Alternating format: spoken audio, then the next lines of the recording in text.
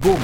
You create a direct short circuit, spark, melted tools, or which battery cable should you disconnect first, the negative or the positive? If you are replacing your car battery or working on your car's electrical system, stop right there. You are about to learn one of the most misunderstood steps in car maintenance. Which battery cable should you disconnect first, the negative or the positive? Get it wrong and you could short out your system, fry a fuse, or even shock yourself.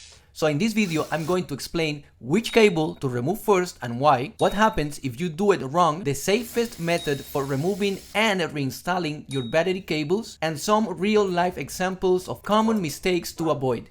Stick around, this might just save your car and your wallet.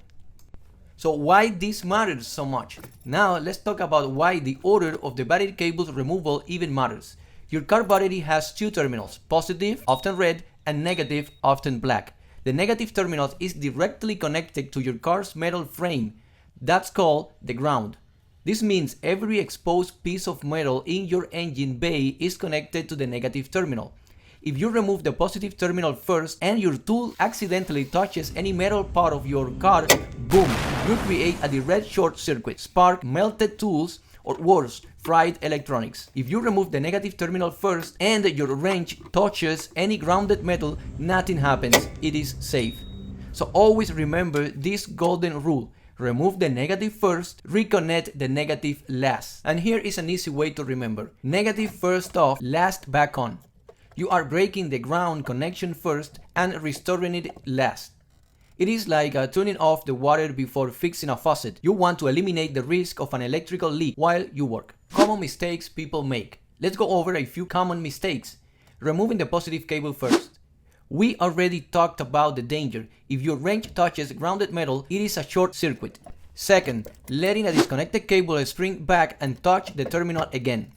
Always move the cable away and cover the battery post. 3.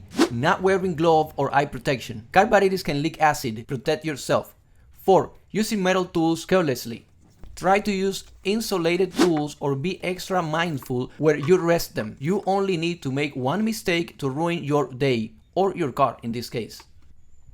The order matters, and here is the right way. So let's walk through the correct order again, step by step. To remove the battery, turn off the engine. Second, remove the negative terminal. Third, then remove the positive terminal. Now to reconnect the battery, first, connect the positive terminal. Second, connect the negative terminal last. This is the safest and most reliable way to avoid a spark, shorts, and other surprises. A lot can happen if you don't respect that order, but what exactly can go wrong? Well, first, you could have sparks, especially if the battery is still charged and your wrench touches metal. You can blow fuses or fried circuit. This can cost you hundreds to diagnose and replace. Airbag system damage, and believe me, you don't want that. Some vehicles are sensitive to improper voltage drops. Personal injury, that's another thing that can happen. Electrical arcs can burn skins or eyes. All of this just because of a small 10mm bolts being loosened in the wrong order. Before we wrap it up, here are a few pro tips.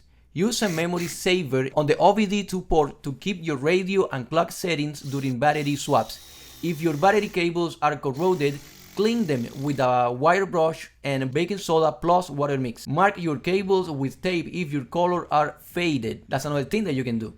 You don't want to mix up positive and negative. Believe me, that happens to a friend of mine. He mixed the negative and the positive on the car battery and the whole car went completely unusable. Basically because he fried some fuses, or even worse, the computer.